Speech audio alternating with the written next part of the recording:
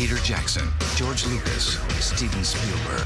Discover what driving force inspired them to become the visionaries. I'm as surprised as anybody that we're still here, that making these movies, and that they just exploded in the 70s.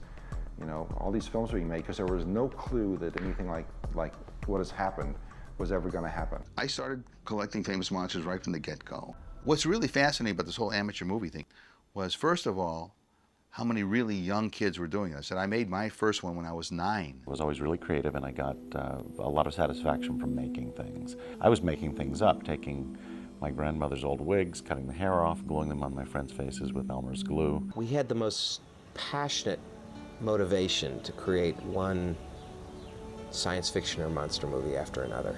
George Pal filmed The Time Machine, so we had to do a time machine. He did War of the Worlds, we had to have our flying saucer in War of the Worlds. And I've got my own little spaceship stuff, kind of from Conquest of Space, that George Pal had done. One of the things about being a sci-fi boy and moving in the 50s especially and everything is you were known as being really weird. My parents were a little bit concerned at first when I had this whole fascination with monsters. I think people tend to think that somebody who makes monsters for a living is like a psycho killer, and you got to watch out for them because they're gonna, eat your children or something, There was something so magical about stop motion animation, and I kind of feel a little bit sad for kids today because they really don't quite have that. I've seen every science fiction film made possible to me in approximately 50 years, more I believe than anyone else on Earth.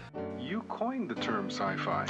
Yes, I did. About 25 years ago, I was riding around the automobile, had the radio on, and I believe somebody mentioned hi-fi, so since science fiction is always on the top of my mind, if I'd been into James Bond at the time, probably would have been spy-fi.